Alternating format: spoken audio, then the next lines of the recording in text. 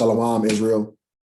Thanks for joining me today at Each One Reach One, everybody. I appreciate your time, as usual. We are back for the next installment in our series, our lesson entitled Christianity versus the Bible. Let us begin by giving all praise, honor, and glory to the Holy One of Israel, to the Most High, Yahweh, Bahashem Yahweh Shai. All praise is due. Grace, peace, and many blessings and salutations to my family, the elect of Israel. Thanks for joining me today. We ended our last lesson in Isaiah chapter 27. Today we pick up in Isaiah chapter 28. Subject matter being discussed in chapter 28. Ephraim's captivity predicted, meaning prophecy of the captivity of Ephraim. It's Ephraim, the northern kingdom, the lead tribe of the northern kingdom Israelites, right? The lead tribe of the 10 tribes that went into captivity, that were the Gentiles of the New Testament, right? You constantly hearing that the Most High said, it's all about Israel, it's all about Israel, it's all about Israel. I'm going to save Israel, all of Israel, all of Israel, all of Israel.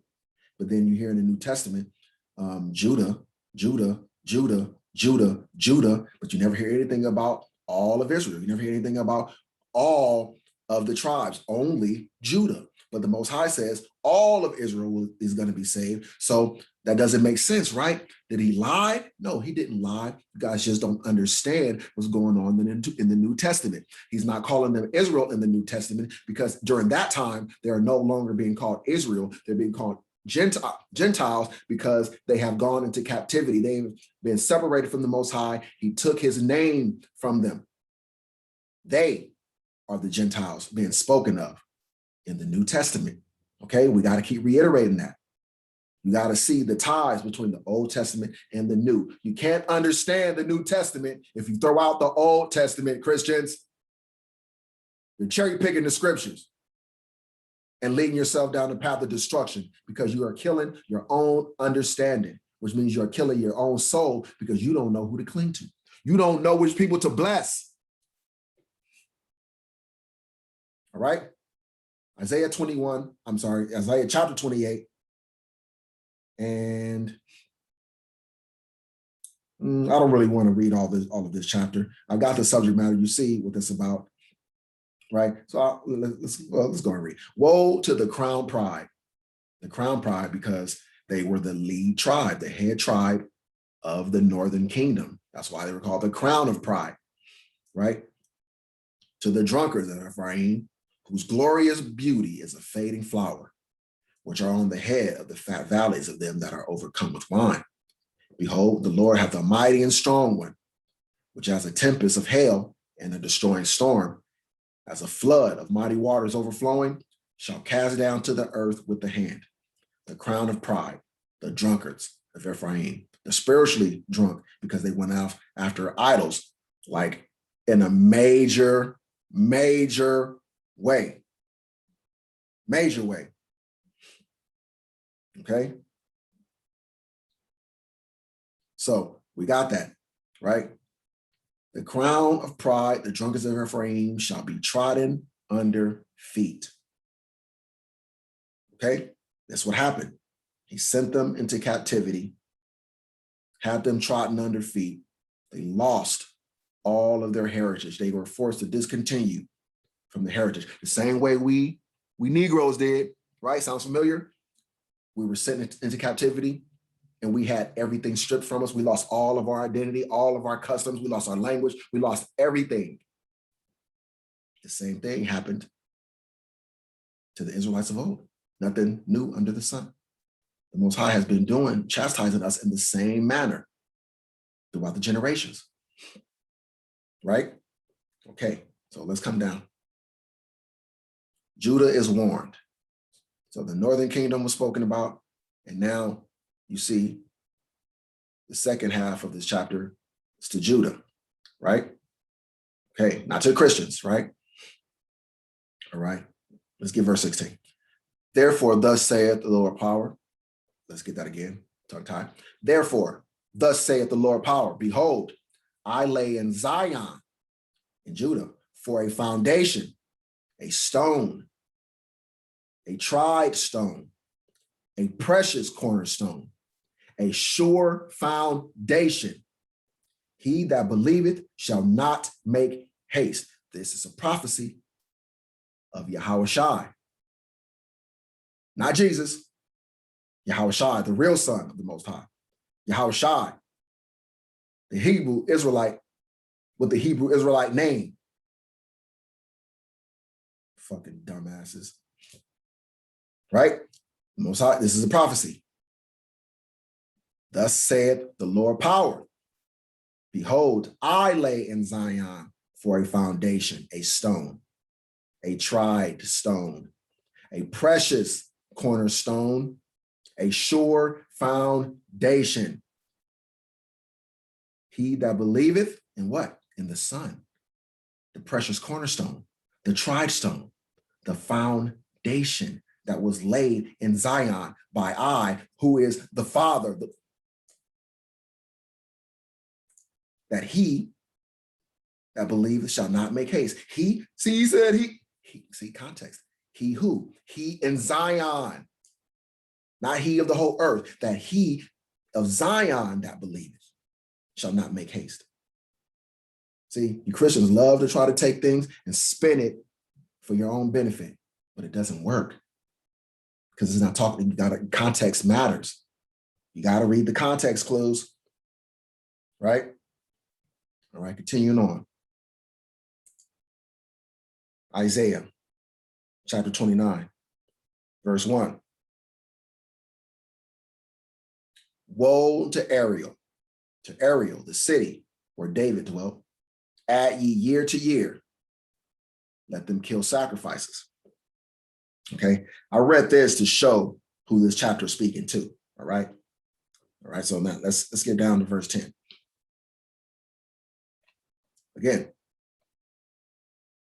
woe to Ariel, the city where David dwelt, King David, where he dwelt. So you know the city is a city of Israelites. All right, Jerusalem is warned. See, it's about Israel, the city where David dwelt, who was an Israelite. The city where he dwelt was where other Israelites dwelt. Okay, so we got that. All right, just making sure. All right, gotta be thorough with the Christians. Okay, verse 10.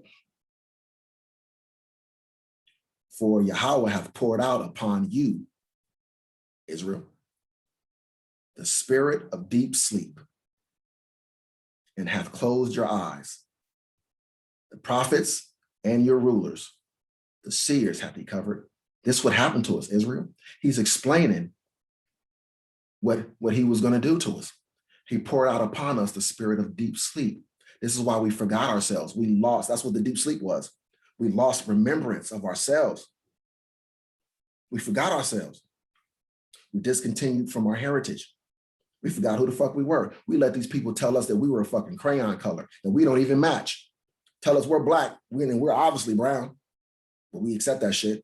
They told us we African American. Find Africa America on a map. Can't find it. There is no such place as Africa America. But we let them call us that though. We let them say that to us, right?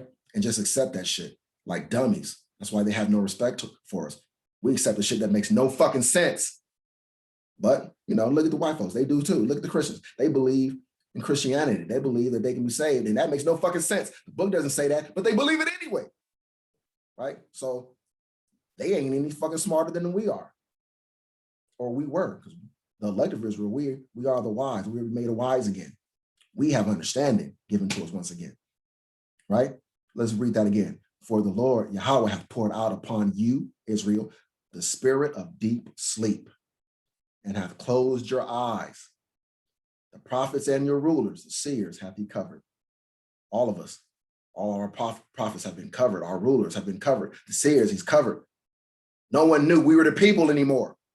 He covered us, closed our eyes, took away our understanding of self, and covered us up so that no one else would know who we were either. And the vision of all is become unto you as the words of the book that is sealed. See? And the vision of everything was to us as the words of a book that is sealed. See, so we had the book, we had the information, but the knowledge, the understanding of the book, of the information was sealed unto us. He sealed it. He kept us from being able to understand what we were reading. He kept everybody from understanding what we were hearing. The words were there, but he didn't allow us to understand what was being said. It was scheduled for an appointed time for the understanding to be given. The words of the book that is sealed, which men deliver to one that is learned, saying, read this, I pray thee. And he saith, I cannot, for it is sealed. See, so you're saying that even the smart people will read it, and what would be given to it to read, and they wouldn't understand it. They wouldn't be able to read it because it's sealed. They would not be able to read it. Regardless of how intelligent they were, they wouldn't be able to read and understand this book. And the book is delivered to him that is not learned, saying, read this, I pray thee. And he saith, I am not learned. I can't read. I can't read and write the English. I can't read this book. The other people up here, oh, I can read books. I can read and write English, but you know, this stuff doesn't make any sense to me. I can't read this. I mean, I can read this, but I can't read this, right?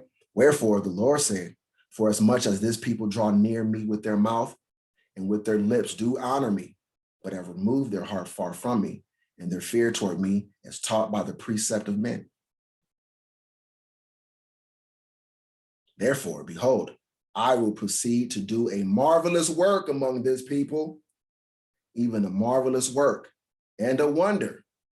For the wisdom of their wise men shall perish, and the understanding of their prudent men shall be hid.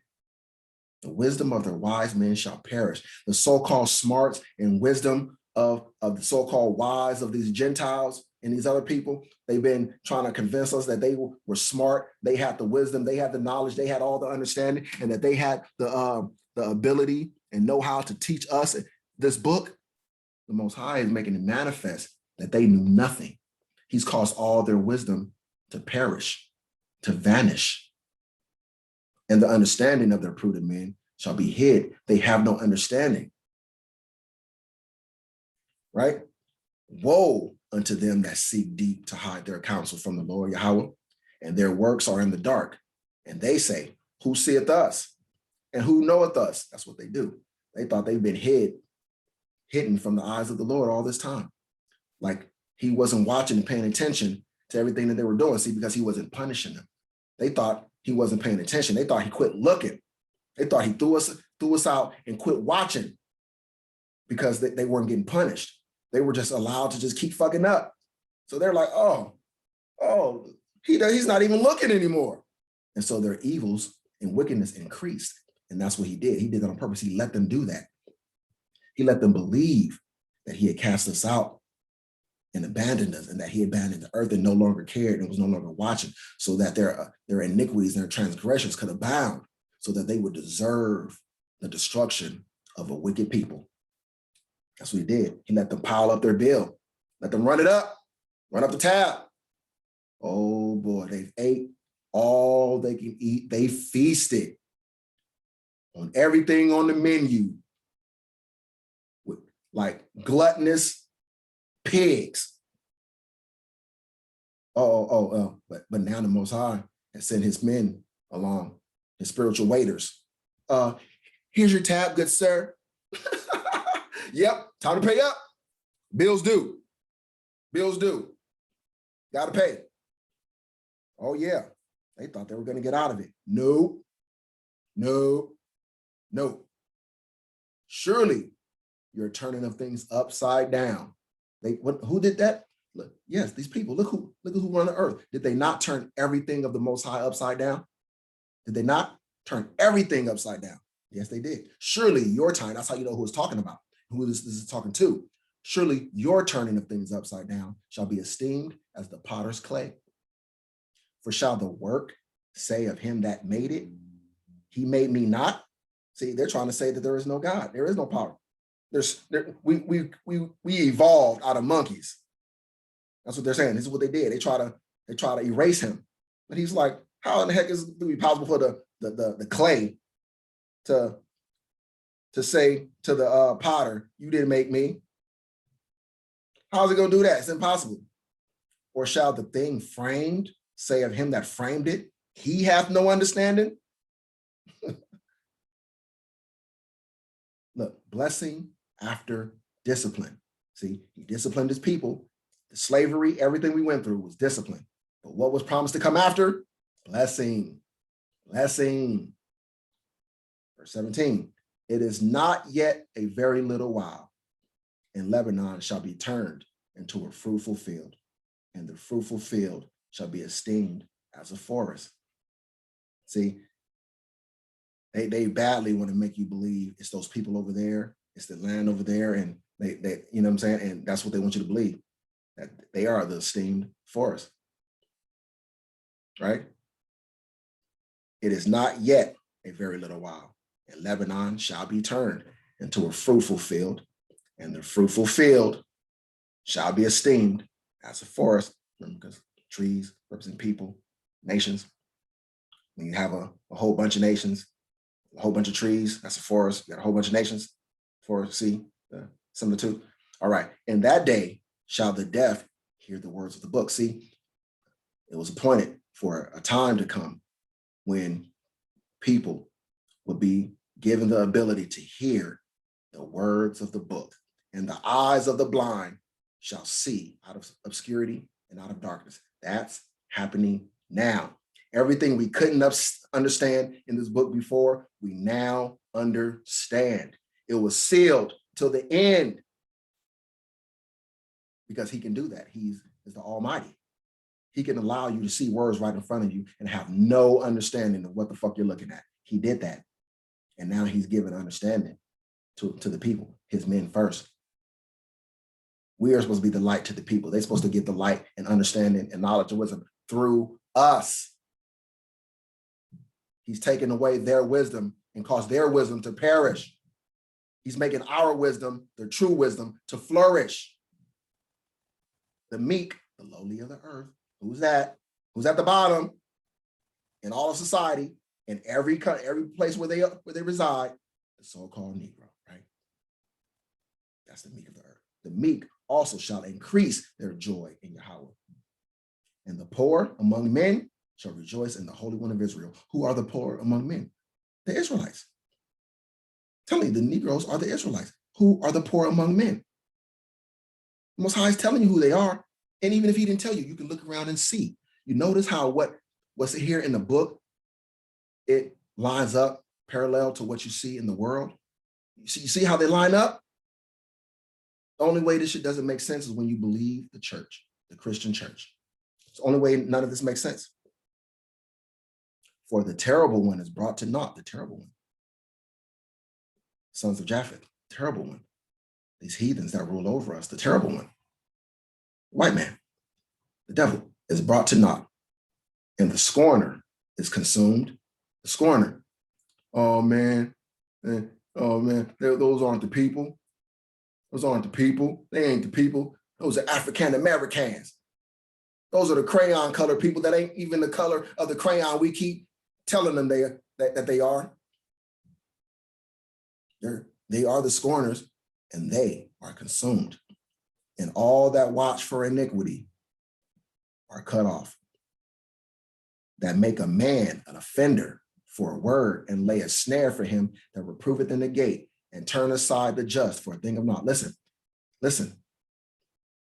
That make a man an offender for a word. They make us an offender for this word of truth that's springing forth from us. We're telling the truth about this book, about the people, about the enemies, about who's been lying. And these people have made us an offender. Oh, they're anti-Semitic. Oh, they're a hate group. Oh, they're a cult.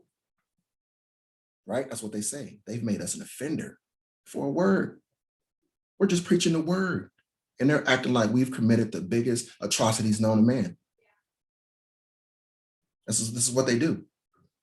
And they lay a snare for him. Who is him? That's us, the men of the Lord, that reproveth in the gate. We are reproving in the gate. And they turn aside the just for a thing of naught. They turn us aside and act like we're nothing. Act like we're nothing. Therefore, thus saith the Lord Yahweh, who redeemed Abraham concerning the house of Jacob. Concerning the house of Jacob. Okay, so he's talking about Jacob. What does he say concerning the house of Jacob? Jacob shall not now be ashamed.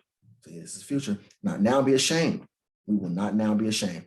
He's talking about in the time when this stuff, as previously said, will be happening. That's right now. So he's saying now, Jacob shall not now, in this time, but this is happening, shall not now be ashamed. Neither shall his face now wax pale. We will not be ashamed. Neither shall his face wax pale, meaning you're not going to be able to say that the seed of Jacob are white or non-melanated people. Neither can in this time we, the Israelites, be considered a non-melanated people.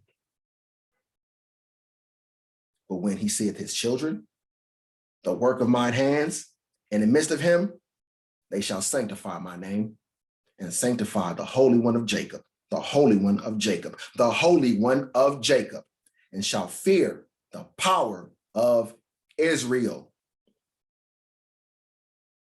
Look, another hint at regeneration. But when he seeth his children, the work of my hands in the midst of him, they shall sanctify my name, because we've lived before. Right now, I have children from previous lives that have been regenerated into different situations in the earth, right? Based off of their judgment that they were owed. And when we are all gathered together, when he gathers his people, all from all corners, we're going to be reunited with our family that we've been separated from and have lost all knowledge of, that we have no idea that we even have. And he's going to make us to know them, that they are our children, that they are our family, and we will sanctify his name, sanctify the Holy One of Jacob, and shall fear the power of Israel. Listen to what he says. So that was to us. Listen to what he says to the other people. They also that erred in the spirit shall come to understanding, and they that murmured shall learn doctrine. Okay? Moving on. Isaiah chapter 30, verse 1. Judah warned against Egyptian alliance. Okay, now, understanding history, always perspective. This is long after the Egyptian captivity, right? So if this is long after the Egyptian captivity, why would Judah be getting warned against an Egyptian alliance? Just consider that within yourselves, okay? Isaiah chapter 30, verse 1. Woe to the rebellious children, saith Yahweh, that take counsel, but not of me. Woe to my rebellious children that are listening to the enemies. That won't listen to me, they're going to listen to the enemies, the heathens.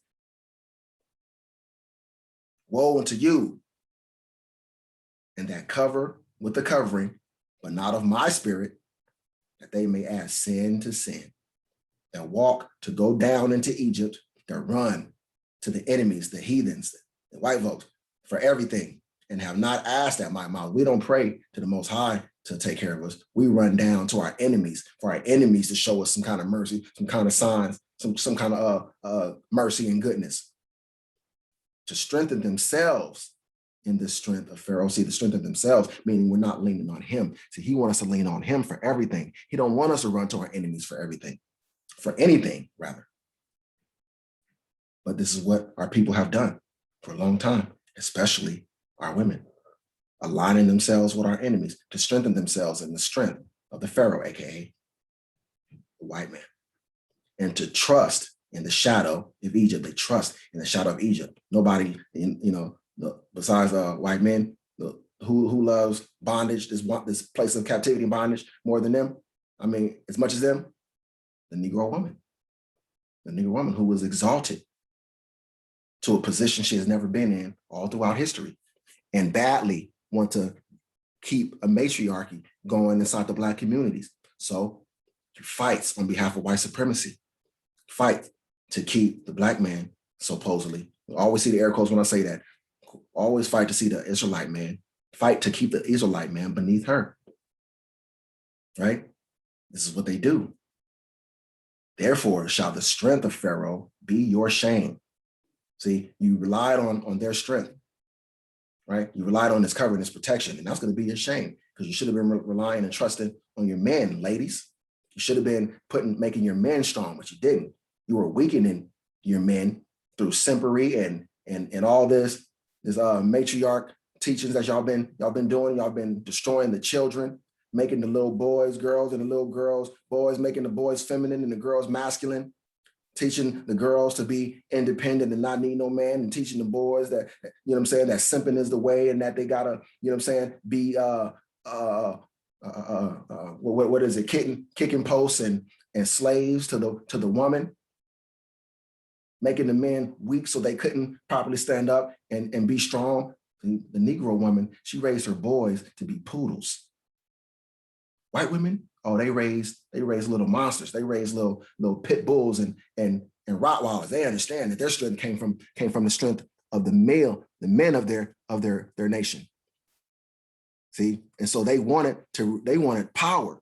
See, they wanted power in their nation, not power in their gender as a whole. You dig what I'm saying? And they understood that the preservation of their nation relied on the strength of their men. Only people who don't understand that is the Negro woman. She's the only woman that don't understand that you only can be as strong or rise as high as your men. How strong are your men? They help to weaken their own men and to ruin their own defenses ignorantly. Torn down their own men, stop allowing their men to be men. Tore them down and made their women soft, made them like women. And then had the nerve to turn around and say, protect us. What do you mean? He's fucking soft and feminine, just like you. He's like you. He just got a penis. But he's just like you. He has your same heart and mind and emotional stability. Just like you. He ain't fit to be no fucking guard dog.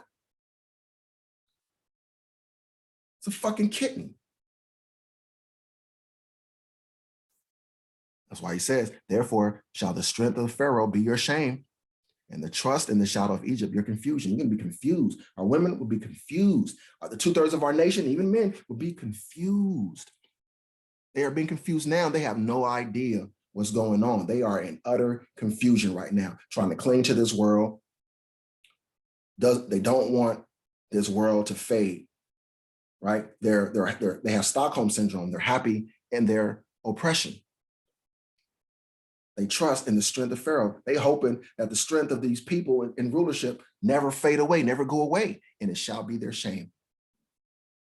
You're going to pay a price for trusting in the shadow of Egypt, the protection, the provision of Egypt. For his princes were at Zoan, and his ambassadors came to Hanes. They were all ashamed of a people that could not profit them, nor be an help nor profit, but a shame and also a reproach. The burden of the beasts of the south into the land of trouble and anguish, from whence come the young and old lion, the viper and fiery flying serpent. They will carry their riches upon the shoulders of young asses, and their treasures upon the bunches of camels, to a people that shall not profit them. Ain't that what we did? We sold ourselves out. Like, you know, our people constantly flocked and went and gave all of their substance, all of their work, all of their labor, all of their creativity, all of the work of their hands for the benefit of other nations. People who do not profit us. Go busting your asses to go elect people into office, and then those people never represent you. They go represent everybody but you. You go and put a man in office. It be the same people who's responsible for getting him in office is the one group of people that he looks over. You do this over and over and over again. You're constantly lifting up your enemies, lifting up people above you to represent you, to look after you like they've ever cared about you, like a fucking fool. And they never do. They always stomp on you. You raise them up, then they stomp on you. That's what you've always done. That's why 2/3 of our own people got to go. For the Egyptians shall help in vain and to no purpose. Therefore have I cried concerning this. Their strength is to sit still. Our strength is to sit still and wait on the Father. Sit still. Stop trying to look for help from our enemies. Stop expecting them to help you. They're not going to help you. They're not going to give you reparations. They're not going to start looking at you as a person all of a sudden when you've already accepted slavery.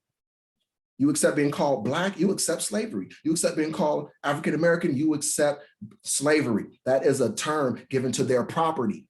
The term African American denotes property. The term Black denotes a person that is not a person. There is no personhood in that title, Black. Laws protect persons. Black is not a person. It is not a people. African American is not a people. Show me the country with the flag of Africa, America, in the United Nations. Where's your representation? You don't have any, because your power is the only power that can save you. You are the only people with no power, no representation in the UN. The Africans, they have representation. You don't, Negro. Let me ask you this. See, a lot of people know that once upon a time, there was a portion of Africa called Negro land, right? Right? Okay, so we all understand this, right? Now, if all of Africa and everybody from all of Africa were all Negroes, why was only a portion of Africa titled Negro land? Why wasn't all of Africa titled Negro land? Why just a portion? And in that portion, just so happens to be the Israelites there in Negro land. We're not Hamites. We're not the same people. We might have been there in the land for a time, but that doesn't mean we're Africans because we were in Africa for a time. Right? Right. Okay. Now, go. Write it before them in the table and note it in a book that it may be for the time to come, forever and ever, that this is a rebellious people, lying children, children that will not hear the law of the Lord, which say to the seers, see not, and to the prophets, prophesy not unto us right things, speak unto us smooth things, prophesy deceits. See, this holds true for you current Negroes that are in the Christian church right now. You're the same. While the men of the Lord have been awakened and we're telling the people, our people, the truth about their history and about their power, what are you saying? What are they saying? What are the Negro Christians saying? We are the seers. We are the ones that have been able to see and been shown by the Most High the truth. What are they saying to us? See not. Stop seeing. Stop seeing the truth. What are they saying to the prophets? Don't prophesy unto us right things. Don't tell us right things. Speak unto us smooth things, like the Christian church does, like my pastor does. Speak to me like my church pastor does. Speak unto us smooth things. Prophesy deceits. Don't tell us the truth. Give us those good old lies. Get you out of the way. Turn aside out of the path. Cause the Holy One of Israel to cease from before us. That's what they're saying. Please stop putting the Holy One of Israel before us. Stop putting him in front of us. Don't make me see him. Don't make me. No, stop. They want to be ignorant. They think that if you don't tell them, if they can stay in the darkness, that they're not going to be held accountable. They think ignorance is bliss. Ooh, are they wrong? Get you out of the way. Turn aside out of the path. Cause the Holy One of Israel to cease from before us. And you wonder why they're going to be destroyed. They don't want to hear the truth about their power. They rather believe, even Negroes, they rather believe that he loves everybody. See, because that's Stockholm syndrome. You got these Negroes that even love their enemies. They love their oppressors. In love with their persecutors, want them to be saved too. They don't want to serve a God that don't love everybody. That is a beaten and destroyed people that have that mindset. Wherefore, thus saith the Holy One of Israel, because ye despise this word. Listen, ye, you Christian, you Negro Christians, you Israelite Christians, listen, because ye despise this word and trust in oppression. Boy, if he ain't talking to the Negro Christians, who the fuck is he talking to right now? Boy, you know this is for you. Because ye despise this word, you do, and trust in oppression, you do, and perverseness, and stay thereon, that's what you do. Therefore, this iniquity shall be to you as a breach, ready to fall, swelling out in a high wall, whose breaking cometh suddenly at an instant. Yikes. And he shall break it as the breaking of the potter's vessel that is broken in pieces. He shall not spare, so that there shall not be found in the bursting of it assured to take fire from the hearth, or to take water withal out of the pit. For thus saith the Lord power, the Holy One of Israel, in returning and rest shall ye be saved. In what? In returning and rest shall ye be saved. So Lord power, the Holy One of Israel, is speaking to Israel, to the Israelites, and he's saying to the Israelites, return and rest, in return and rest shall ye be saved. In returning and rest shall ye be saved. Ye who? Israel, the people being spoken to. Not everybody. He's saying, when you return to me and rest in me, you shall be saved. See, you can only return to him if you were ever with him. None of the other people were with him. He was not the God of everybody. How can they return back to that which they never came from? That doesn't make sense. In quietness and in confidence shall be your strength, and ye would not. He's like, when I tried to give you quietness and confidence for your strength, I tried to tell you to return and rest in me, to save you and give you strength, but you didn't want it. You didn't want it. You were happy in Christianity. You were happy being out there among the world. You were happy being taught and oppressed by your enemy. You were happy with that. You chose that over your power. But ye said, no, for we will flee upon horses. Therefore shall ye flee. And we will ride upon the swift. Therefore shall they that pursue you be swift. 1,000 shall flee at the rebuke of one. At the rebuke of 5 shall ye flee, till ye be left as a beacon upon the top of a mountain and as an ensign on a hill. That's what it was like. Because they had guns, and we didn't have guns.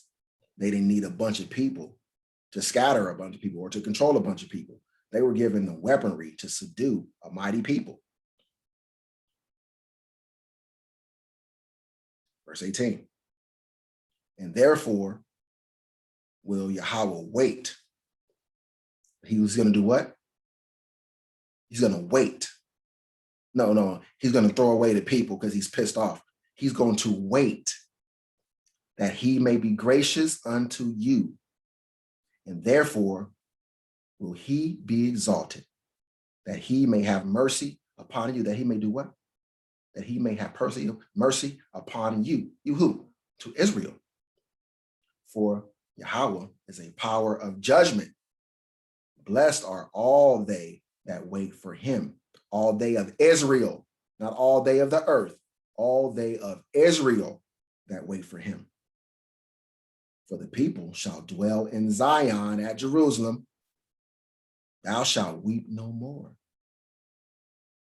He will be very gracious unto thee at the voice of thy cry. When he shall hear it, he will answer thee. He's doing that now. He's been very gracious unto us at the voice of our cry. We're crying out and praying to him in unison every day. He hears us. Every time we cry out, every time we say his name, there's a disaster somewhere. There's a disaster somewhere in the earth. Some kind of calamity is coming upon someone. everywhere, every time we call his name, every time we pray, he hears us and he answers us. And although the Lord give you the bread of adversity, that's what he did. He gave us the bread of adversity and the water of affliction. Yet shall not thy teachers be removed into a corner anymore, but thine eyes shall see thy teachers, and thine ears shall hear a word behind thee, saying, this is the way, walk ye in it. When you turn to the right hand, and when you turn to the left, you shall defile also the covering of thy graven images and silver. Meaning, you will be like, fuck Jesus. You're going to wake up, those who he allowed to wake up, you're going to wake up on some fuck Jesus, fuck Allah, fuck Buddha.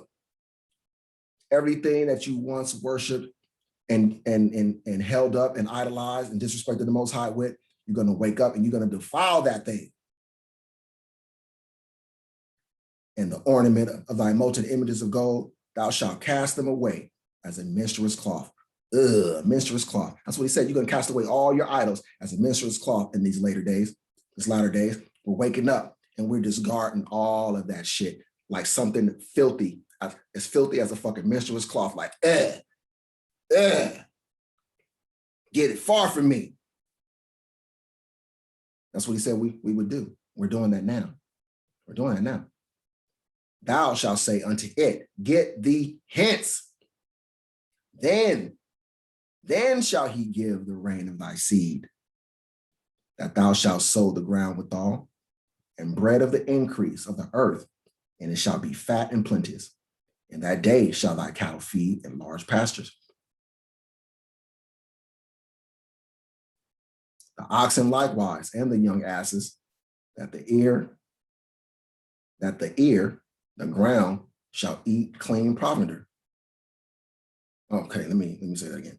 The oxen likewise, and the young asses that ear the ground shall eat clean provender, which hath been winnowed with the shovel and with the fan. And there shall be upon every high mountain and upon every high hill rivers and streams of waters in the day of the great slaughter, when the towers fall. He loves all the people of the earth, but there's going to be a day of great slaughter when the towers fall, the towers of our enemies. When their towers fall, it's going to be a day of great slaughter. Moreover, the light of the moon shall be as the light of the sun, and the light of the sun shall be sevenfold as the light of 7 days. In the day that the Lord Yahweh bindeth up the breach of his people and healeth the stroke of their wound, when he bindeth up the breach of his people. He's binding up the breach of his people right now. It's in effect. It's happening. Prophecy is unfolding right now. Behold, the name of Yahweh cometh from far, burning with his anger. He's angry at the entire world that he loves, and burden thereof is heavy, and the burden thereof is heavy. His lips are full of indignation, and his tongue as a devouring fire. And his breath as an overflowing stream shall reach to the midst of the neck, to sift the nations with the sieve of vanity. He's sifting the nations, meaning he's separating his people from all the other filthy people with the sieve of vanity, meaning he's using things that are vain, things that profit not, to separate his people from the other people, right? And there shall be a bridle in the jaws of the people, causing them to err. Ye shall have a song, as in the night when a holy solemnity is kept, and gladness of heart, as when one goeth with a pipe to come into the mountain of the Lord Yahweh, to the mighty one of Israel. You hear that? Let the true church say, all praise, honor, and glory to Yahweh, Bahashim, Yahweh Shai. All praise is due. Indeed. Indeed, and in word and in deed. Right? Right. Isaiah chapter 31, verse 1. Woe to them that go down to Egypt for help. Woe to my people that run to the white man, that run to their oppressors, that run to those who have them in bondage for help, and stay on horses and trust in chariots, because they are many, and in horsemen, because they are very strong. But they look not unto the Holy One of Israel, neither seek Yahweh. Yet he also is wise and will bring evil, and will not call back his words, but will arise against the house of the evildoers and against the help of them that work iniquity. What did the Most High say? Yet he is also wise, and he will bring evil and will not call back his words. Not call back his words, meaning he will not change his mind. He will not go back on what he said will be. Therefore, your doctrine of spiritual Israel, of non-Israelites being saved, given salvation, that's out. You are destroyed by the mouth of the Father himself. You are destroyed by the Holy Spirit. You are destroyed by the scriptures. There is no understanding in you. Now, the Egyptians are men and not God, and their horse is flesh and not spirit. When Yahweh shall stretch out his hand, we know what that means, both he that helpeth shall fall, and he that is hoping shall fall down, and they all shall fail together. What he's saying is his people that are clinging to the enemies, that are clinging to the oppressors for help, they're going to fall together. The oppressors and the oppressed will fall together. That's the remnant. I mean, that's the 2/3 of his people that are going to be destroyed with the other nations. It's the promise that you're going to go down together. So all of you so-called Black folks that keep resisting this, don't want to accept your heritage as Israel, don't want to accept your power, don't want to stop calling him Jesus, don't want to find out what his real name is, you're going to fall with these other nations. Woe be unto you. Woe be unto you. For thus hath Yahweh spoken unto me, like as the lion and the young lion roaring on his prey, when a multitude of shepherds is called forth against him, he will not be afraid of their voice, nor abase himself for the noise of them. So shall Yahweh of hosts come down to fight for who? Mount Zion, and for the hill thereof, meaning the great and small of his people. He's telling you who he stands for, who he loves, who he cares about. He's going to come fight against all you nations that claim he threw away his people. He said, I'm going to come down on behalf of my people, and I'm going to fight for them. If he's fighting for them, us, who is he fighting against? You people who have taken his holy scriptures, his holy writings, trampled on them, trampled on his son, changed his son's image to that of a white man, changed his son's name from a righteous Hebrew name to a heathenistic Greek name, an English name. Changed the doctrine to a doctrine of heathens and devils. You are the enemies that he's going to fight against. As birds flying, so will the Lord of hosts defend Jerusalem. Defending also, he will deliver it. He will deliver it. He will defend it. And passing over, he will preserve it. The promise. He's making the same promise over and over and over and over again. He's leaving no room for doubt or confusion. But yet you guys doubt and are confused anyway. Turn ye unto him, from whom the children of Israel have deeply revolted. For in that day, every man of Israel shall cast away his idols of silver and his idols of gold, which your own hands have made unto you for sin. Then shall the Assyrian fall with the sword, not of a mighty man, and the sword, not of a mean man, shall devour him. but he shall flee from the sword, and his young men shall be discomfited. And he shall pass over to his stronghold for fear, and his princes shall be afraid of the ensign, saith the Lord Yahweh, whose fire is in Zion, and his furnace in Jerusalem. Mm, mm, mm.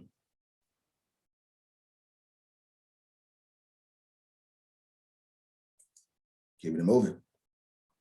This is undeniable. I don't know what you guys are going to do after this.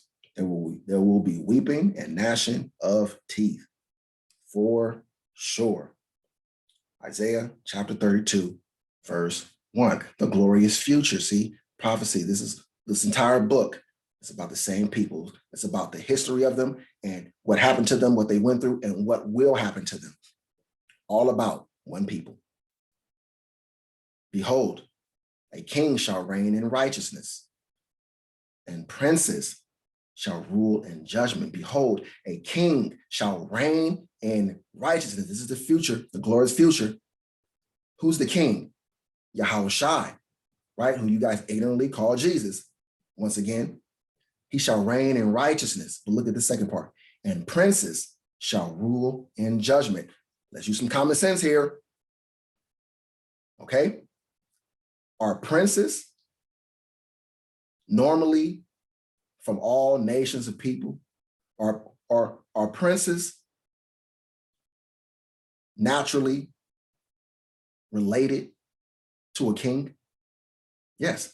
So we have a king. If the king is Yahweh Shai, and that he's going to reign in righteousness, and that along with him, he's going to have princes that are going to rule in judgment, who are these princes?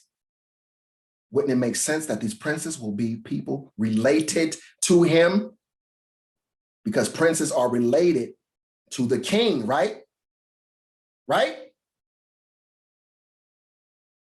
I know you guys are going to struggle with that one. That just made so much fucking sense that you guys are going to kill yourselves trying to make that not mean what it means. Princes are related to the king by blood. By blood.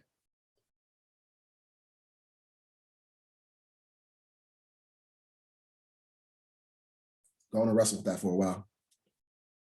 Isaiah chapter 33, verse 1. The judgment of the power. Woe to thee that spoilest, and thou wast not spoiled. Who has spoiled the people and they weren't spoiled themselves?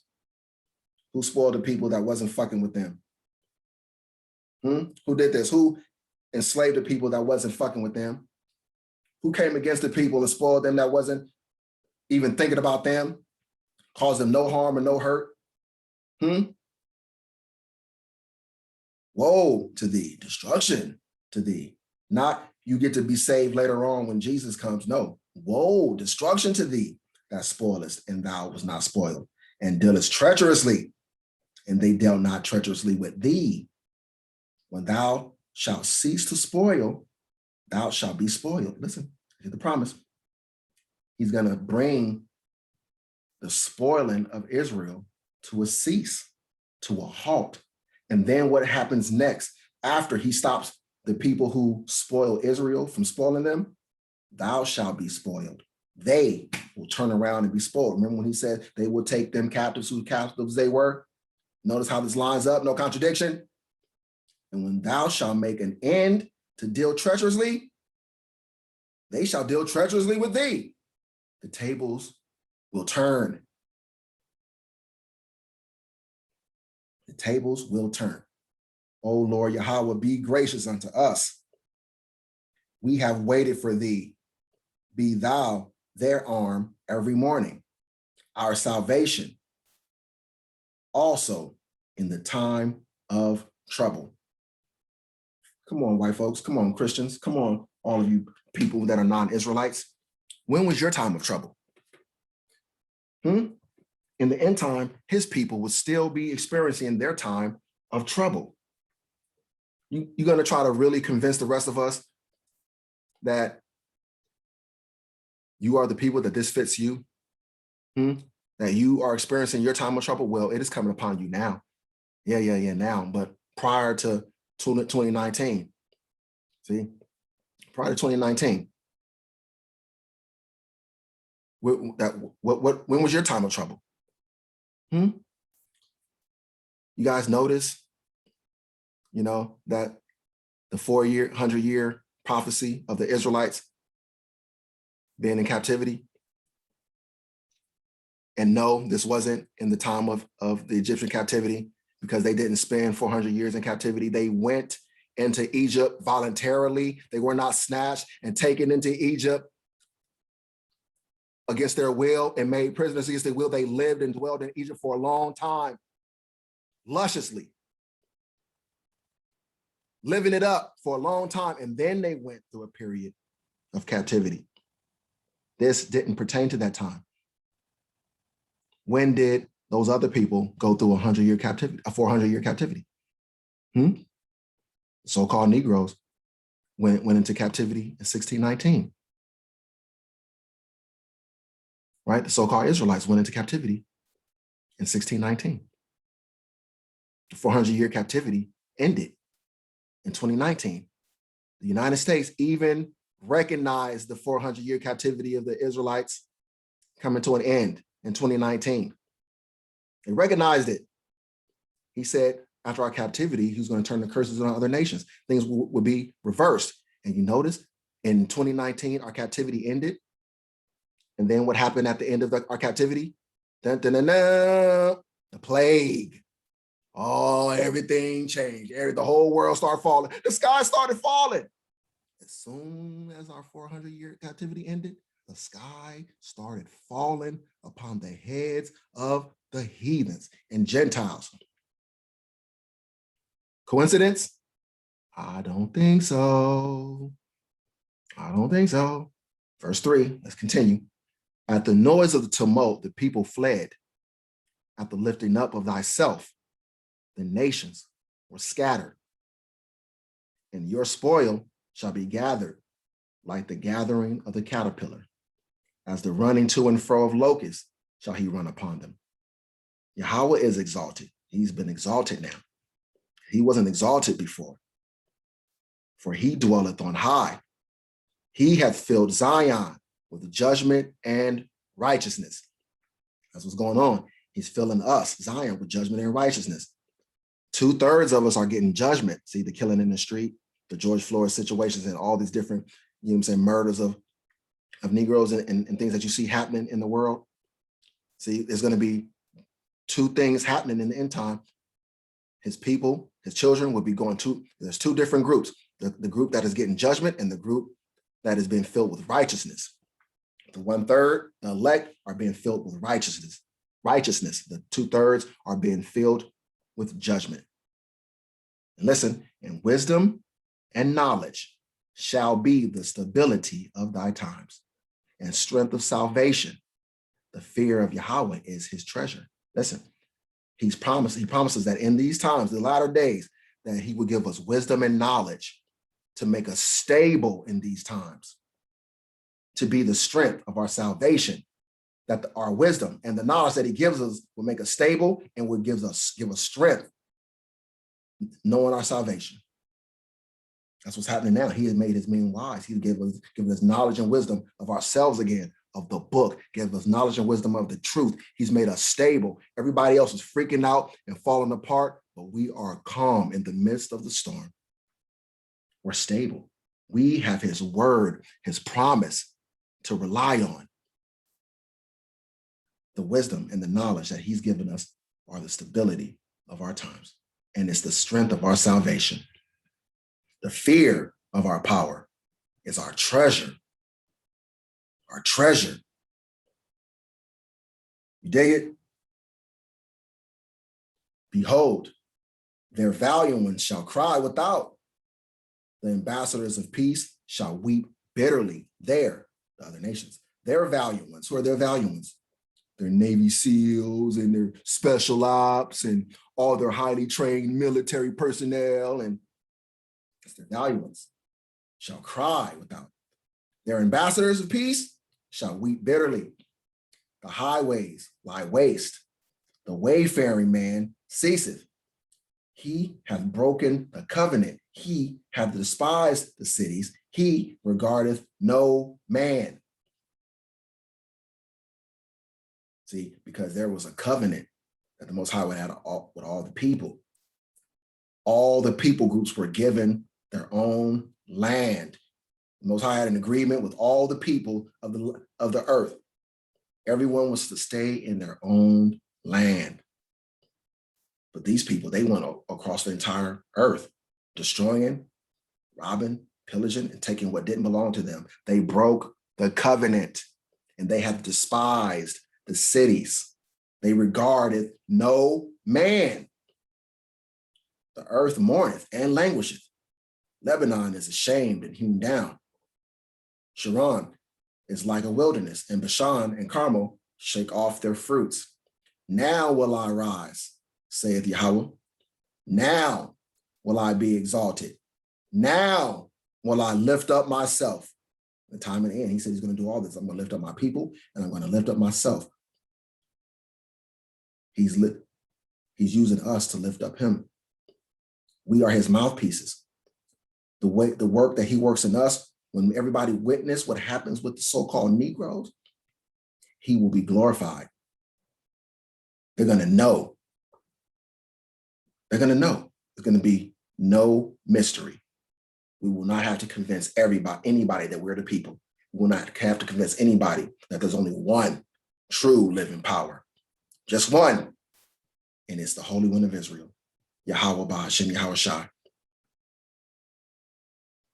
Ye shall conceive chaff, meaning you're going to give birth to children that are just you're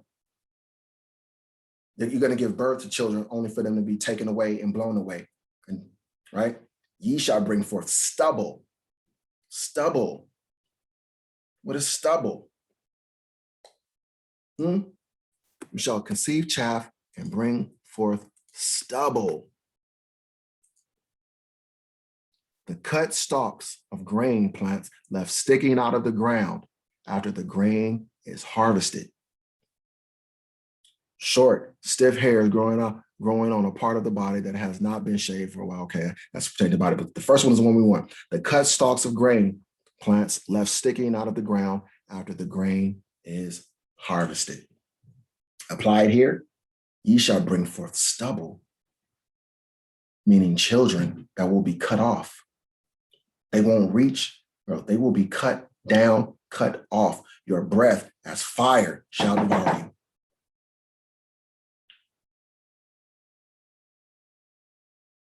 And the people shall be as the burnings of lime.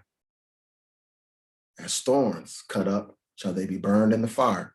Pardon me for a minute, Israel. I'm going to take a quick pause. I mean, I hear knocking at my door, man. I got packages coming. Y'all got, if y'all know, like I know, the Porsche Pirates, boy, they be on the lookout for anybody slipping, not grabbing their packages fast enough. So let's pause this for a quick second. I'll be right back. All right, thanks for the interruption, family. I appreciate you guys bearing with me, like it was live or something, huh? Let's see, just being considerate, man, because I love you guys and I respect you guys out there of my family. You know what I mean? Let's see. Verse 12, that's where I was, right? Okay, so we're going to pick up in verse 13. Hear ye that are far off what I have done, and ye that are near, acknowledge my might. The sinners in Zion are afraid, right? The sinners in Zion, that's the 2/3 of his people. Not the remnant, it's the 2/3. The sinners in Zion are afraid because they don't have this knowledge and wisdom to make them stable in these times. They have no strength of salvation. They don't even consider it. They don't even consider the fact that this is the end, that the Most High is moving in the earth. They don't consider him at all, right? Fearfulness hath surprised the hypocrites. Who among us shall dwell with the devouring fire? Who among us shall dwell with everlasting burnings? He that walketh righteously and speaketh uprightly, he that despiseth the gain of oppressions, that shaketh his hands from holding of bribes, that stoppeth his ears from hearing of blood, and shutteth his eyes from seeing evil. He shall dwell on high. His place of defense shall be the munitions of rocks. Bread shall be given him. His waters shall be sure. Thine eyes shall see the king in his beauty. They shall behold the land that is very far off. It's talking about his people when Yahushua returns. He said his people that are saved, the elect, will see Yahushua return in his beauty. The people, the elect, will behold the land that is very far off. We're going to be returned to our land that is beautified and restored for us. Thine heart shall meditate terror. Do you understand what this means? He's talking about his people. Our hearts are going to meditate terror. We are going to be thinking round the clock about all the terrible and horrible things we are going to do to our enemies. Where is the scribe? Where is the receiver? Where is he that counteth the towers? Thou shalt not see a fierce people. Listen what he's telling us. Thou shalt not see a fierce people. Who are the fierce people? The ones who rule over us now. The ones who persecute and oppress us now. Thou shalt not see a fierce people.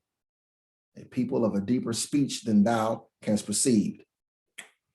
Because he's returning to wisdom. He's making us the wisest in the lands. Again, there's not going to be anyone wiser than us, anyone who we can't understand. Nobody's going to be able to talk us in circles or to trick us with wording of anything. Of a stammering tongue that thou canst not understand. Let's get that again, because breaking it up like that can ruin the understanding. Thou shalt not see a fierce people, a people of a deeper speech than thou canst perceive, of a stammering tongue that thou canst not understand. Look upon Zion, the city of our solemnities. Damn. Word fucked me up. Beat my ass real quick. I bounced back though. I got back up. I just stay down for the count. Thine eyes shall see Jerusalem, a quiet habitation, a tabernacle that shall not be taken down. You hear that? Not one of the stakes thereof shall ever be removed. We're not going to lose anything that he gives us into our possession. We are never going to be brought down again. We are never going to be able to have anything taken from us again. No one is ever going to be able to do to us again what we've gone through. Neither shall any of the cords thereof be broken. But there, the glorious Yahweh will be unto us a place of broad rivers and streams, wherein shall go no galley with oars, neither shall gallant ship pass thereby. For Yahweh is our judge. The Lord Yahweh is our lawgiver. The Lord Yahweh is our king. He will save us. Thy tacklings are loosed. They could not well strengthen their mast. They could not spread the sail. Then is the prey of a great spoil divided. The lame take the prey. Listen, then is the prey of a great spoil divided. We're going to be dividing up all their shit. We're going to be taking everything from them. Everything. The lame take the prey. We are the lame right now. We're going to take the prey, all of them, all the other nations, they're going to become our prey. We are going to become a mighty people again, and we will subdue the earth and everything in it. And the inhabitant shall not say, I am sick. The people that dwell therein shall be forgiven their iniquity. Listen, and the inhabitant shall not say, I am sick. Why is that? What is he saying? Because we were going to receive godhood again. We are never going to get sick again. We're not going to have those kind of worries. We won't die. Death shall be swallowed up in victory, right? We will not get sick. We will not have those worries. And therein shall be forgiven their iniquity. That's us. That is us. Man, I'm telling you, this is by and for one people. That's it. One people. They can't get around this. Isaiah chapter 34. Look at the subject. The Most High's wrath against nations. But he loves all the people. The Most High's wrath against the nations. For God so loved the world that God's wrath against nations. God's good all the time, and all the time, God is good. God's wrath against nations. Verse 1. Come near, ye nations, to hear, and hearken, ye people. Let the let the earth hear. Let me move my cursor out the way so I can see the words properly. Let the earth hear, and all that is therein, the world, and all things that come forth of it.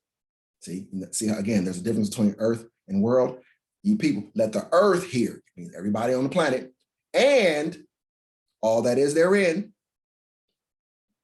Look at semicolon, different thought. The world of Israel, and all things that come forth of it. For the indignation of Yahweh is upon all nations. He so loved all the people, all nations.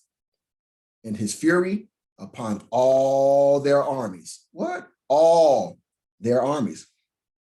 He hath utterly destroyed them. He hath delivered them to the slaughter. Has this happened yet? Nope, but it will be. This is the reason why he's allowed them to build up all of these military force, all of this strong military forces they have, because he's preparing for a fight. He's letting them get themselves ready to fight. Let them build their courage up to fight, because he wants to destroy these people. And he's so mighty, and he's going to make his men so mighty that these people are going to need a whole lot of weaponry and bodies and everything else in order to even attempt to put up a fight against us. That's how mighty we're going to be. We're going to be outnumbered, but it's not going to matter. We're going to be fucking them up. How you think he's going to destroy all these nations? With us. We are his people. He's going to be using us.